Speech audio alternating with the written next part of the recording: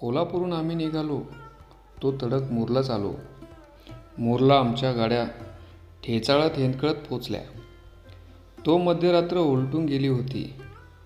ढगा आडून पाजरलेल्या चंद्रम्याच्या प्रकाशानं काळोख उजळून भुरा झालेला होता. डोंगरनी सडे, टेकड्यांनी टेंब, वाकळी पांगून शांत झोपी गेल्यासारखी दिसत होती. मधूनच एखाद्या येनाच्या उंच गेलेल्या झाडात शेकडो काजवे चमकत अथवा एखादं वाघूळ किंवा घुबड त्या भुऱ्या अंधाराच्या दऱ्यातून आपली पंखाची वल्ली मारत सपकन निघून जात असे. एक भली मोठी चक्कर घेऊन आमच्या गाड्या शिबिरात येऊन दाखल झाल्या. आम्ही उठलो. तो चांगलं फटफटलं होतं. आता पूर्वेला थेट सह्याद्रीच्या धारेपर्यंतचा प्रदेश, मोरपासून तिथपर्यंत चढत गेलेल्या डोंगराच्या ओळी, पाचलवरून मोरकडे येणारा रस्ता, सगळं काही साफ दिसू लागलं होतं. मी तोंड धुवून येतो. तो शिबिराच्या अंगणातला झेंडा स्तंभावरून फडफडू लागला होता आणि स्त्री पुरुष, सैनिक कुदळी, फावडी व घमेली घेऊन गाणी म्हणत कामावर निघाले होते. मोरगायाच्या बाहेर राईमध्ये शंकराचं देऊळ एका टेंबावर बांधलेलं आहे. त्याच्या पायथ्यापाशीच ओढ्याचा आसरा पाहून छावणी उभारण्यात आलेली आहे. मेढी उभारून त्यावर आडवे बांबू बांधले. त्याच्यावर झाडाचे हिरवेगार टहाळ पसरले आणि सभोवार टाळांचा कूड केला की झाली छावणी तयार. मोर हे गाव चोहीकडून लहान मोठ्या डोंगरांनी घेरलेलं आहे. डोंगराच्या द्रोणात ठेवल्यासारखं दिसतं ते. मोर आणि त्याच्या आसपासच्या 8-10 गावांना जवळचं शहर म्हणजे राजापूर. घाटावरची मलकापूरसारखी गावं जवळच आहेत, पण तिथं पोचायचं म्हणजे अवघड. उभेसूळ घाट चढावे लागतात. ते घाट फोडून सोपे करायचे म्हणजे फार खर्चाचं व बिकट काम असल्यामुळं या तळवाटातल्या गावांना राजापुराशी हमेशा व्यवहार करावा लागतो. कौलाचिरासारख्या अवजड वस्तूपासून हळद, मीठ, मिरचीसारख्या हरगरजेच्या वांजिंसापर्यंत सगळ्या मालांची वाहतूक पाचूलवरून येणाऱ्या रस्त्यांना करावी लागते. पण राजापूर ते पाचल रस्ता तर असा आहे की प्रवाशाची निम्मी हाडं एका फेरीत मोकळी व्हावीत. पाचलपासून मोरपर्यंतचा पुढचा रस्ता तर विचारूच नका.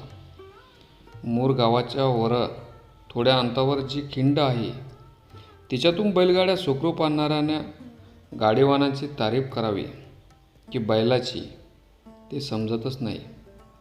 खिंडीपर्यंत गाडी ओढताना बैल उरी तरी फुटतात, नाहीतर पायात मोडतात. अशा या रस्त्यात आलेल्या धोंडी झाडांचे ठोंब खणून काढून तो साफ करणे, या रस्त्याचा ढाळ जरा हलका करणं, डोंगर तोडून रस्ता जरा रुंद करून घेणं अत्यंत जरूर होतं. रत्नागिरीच्या कार्यकर्त्यांनी ठरवलं की त्या रस्त्याची दुरुस्ती आपण हाती घ्यायची. भारतासारख्या 7 लाख खेड्यांच्या आपल्या या देशात रस्ते म्हणजे रक्तवाहिन्या होतं. मनुष्याच्या रक्तवाहिन्या वाहत्या राहिल्या तरच रक्ताचे अभिसरण होणार. ताज्या रक्ताचा पुरवठा आणि शिळ्या रक्ताचं शुद्धीकरण होऊन देहातील पेशी आणि पेशी कार्यक्षम होणार. त्याचप्रमाणे देशातले लहान मोठे रस्ते व्यवस्थित वाहत राहिले तरच दळणवळण व व्यापार उद्यम चालणार. नवे ज्ञान, नवी साधनं फैलावणार. पण रस्ते बांधणं फार खर्चाचे काम असतं. मैलभर रस्ता करायचा तर हजारो रुपये खर्च येतो आणि आपला देश तर पडला गरीब. कुठून आणायचे हजारो लाखो रुपये. पण आपल्यापाशी द्रव्यबळ नसलं तरी दुसरं एक बळ आपल्यापाशी आहे ना, ते म्हणजे मनुष्यबळ. भारतातील कोट्यावधी लोकसंख्येपैकी 50 वर्षांच्या वयाच्या माणसांनी देशासाठी, समाजासाठी रोज फक्त तास अर्धा तास जरी काम केलं तरी केवढी कामं पार पडतील याची कल्पना करा. आपल्या देशातील हे मनुष्यबळ मात्र आज आंधळ होऊन बसलं आहे, रुसून बसलं आहे, कडेला पडून गंजून जात आहे. हिंदळ्यात काळभैरवाच्या देवळापर्यंत जी चिरेबंदी वाट बांधलेली आहे ती गावकऱ्यांनीच बांधलेली. हेच कशाला, जवळजवळ प्रत्येक गावात पूर्वी बांधलेली देवळं तळी, रस्ते, घाट दिसून येतात. ती सगळी कामं गावकऱ्यांनी आपल्या सामुदायिक श्रमांनी पार पाडलेली आहेत. पारतंत्र्याच्या काळात सामुदायिक श्रमांचा हा कल्पवृक्ष वटून झडून गेला होता. तो आता पुन्हा फळत आहे. 7:30च्या सुमाराला मी मूरच्या खिंडीत गेलो. खिंडीशी पोचेपर्यंतच्या 1-1.5 किलोमीटरच्या घाटीवर गेल्या 15 दिवसात पंचक्रोशीतीलच गावकऱ्यांनी जे काम केलं होतं त्याची साक्ष जागोजाग आढळत होतीच. डोंगराकडची बाजू 2-3 हात कापून काढून तो सर्व रस्ता रुंद केला होता. डोंगराच्या उतरणीवर चर काढून पावसाचं पाणी परभारे वरच्यावर काढून लावण्याची व्यवस्था केली होती. जिथे वळण फार मुरडीचं होतं तिथं तर रस्ता इतका ऐसपैस केलेला होता की 2 बैलगाड्या सुखानं जाव्या. कवेत न मावतील असे धोंडे निखळून काढून खालच्या दरडीत कोसळून घातले होते. काम जवळजवळ संपत आलं होतं. माथ्यावर येनखिंडीत पडलेल्या चाकोऱ्या आणि खड्डे भरून काढून दोन्ही बाजूंनी चर तयार करण्याचं काम तेवढं उरलं होतं. आज शेवटचा दिवस. आज संध्याकाळपर्यंत एवढं काम पुरं करायचंच असा सैनिकांनी निश्चय केला होता. मुलगे, मुली, शेतकरी आणि बाया-बापड्या ही झडून सारी कामाला लागली होती. मुले मुरुम खणत होती आणि मुली घमेली भरून तो मुरुम धोंडे पसरून तयार केलेल्या माचावर पसरत होत्या. काहीजण कुदळी घेऊन दोन्ही कांडाचे चर बनवत होते. वाव लांबीच्या पारडी फार जड होत्या, पण काही ठिकाणचा पत्थर असा चिवट होता की ह्या अवजड पारींचा टोकही तो वळवून टाकत होता.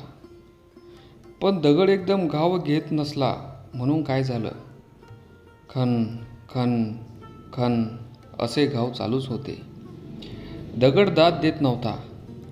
एखादी कळपा-कपची उडत होती, पण घावांना खंड नव्हता. शेवटी एका घावाला पारेखाली खणणारा पत्थर बद्ध वाजला आणि दुसरा घावाला त्याची टक्कल पडली. रस्त्यातला एक टेंगू साफ झाला. असं हे काम चाललं होतं. आंघोळ कामाचं हातभर काम होतं आणि हात काम करता करता एक गाव दुसऱ्या गावाशी जोडला जात होता. सामुदायिक श्रमामुळे केवळ नवे रस्ते, नवी तळीच तयार होत नव्हती, तर नवी मनं तयार होत होती. कारण संध्याकाळी काम संपलं की बाजूच्या खेड्यात कार्यकर्ते जात, गावकऱ्यांना जमवत, त्यांनी गाणी म्हणून दाखवत, जगातील घडामोडी त्यांना समजावून सांगत. मुली गावातील बायकांना भेटत, त्यांच्याशी बोलत, त्यांना कामाला घेऊन येत. सुशिक्षित जीवनाचा धागा श्रमिक जीवनाशी जोडून घेण्याचा हा प्रयत्न होता. संध्याकाळी शिबिरामध्ये समारोपाचा समारंभ झाला. अहवाल वाचण्यात आला. त्यात किती कामं झालं त्याची माहिती दिली. तेव्हा समारंभासाठी आलेल्या गावकऱ्यांनी आश्चर्य वाटलं. आपण 15 दिवसात एवढं काम केलं याची त्यांना कल्पना नव्हती. ती हकीकत ऐकून त्यांच्यात खूप उत्साह संचारला. त्यांनी समारंभ संपल्यावर जिल्हाधिकाऱ्याकडे एक अर्ज सादर केला. त्यात अशी मागणी केली: पावसाळा उलटल्यावर काजिरड्याचा घाट फोडण्याचा आम्हा गावकऱ्यांचा मनसुबा आहे, तरी त्यासाठी सरकारकडून परवानगी मिळावी. गावकरी म्हणाले की त्या कामासाठी 500 पासून 1000 पर्यंत गडी माणूस लागलं तरी ते आम्ही उभं करू. आमची राजापुरास परतण्याची वेळ झाली. गाड्या जुंपून तयार होत्या, पण मी पायीच घाटी चढून गेलो. खिंडीशी पोचल्यावर मी क्षणभर मागे वळून पाहिलं. उजव्या बाजूला 1 किलोमीटरवर शिबिराच्या अंगणातला पेट्रोमॅक्स झगझगत होता आणि सेवा पथकातील सैनिकांचा किलबिलाट कानावर येत होता. चंद्रबिंब घाटमाथा सोडून हातभर वर सरकलं होतं आणि डोंगराच्या द्रोणातलं ते मोरगाव पुन्हा त्या भुऱ्या काळोखात पेंगू लागलं होतं. आम्ही पावलं चढणीवर पडत असताना पायाखाली नव्यानं पसरलेला मुरुम मऊ लागत होता आणि पाचलकडून येणाऱ्या गाड्यांची चाकं वरंगळीस लागल्यावर आता न ठेचाळता, न आपटता त्या मुरुमातून गुरुगुरू करत मोरची घाटी उतरत होती. मी पाचलच्या वाटेला लागलो. तेव्हा सगळीकडे पसरलेल्या मंद चांदण्या सारखाच आनंद माझ्याही मनात भरून राहिला होता. धन्यवाद मित्रांनो.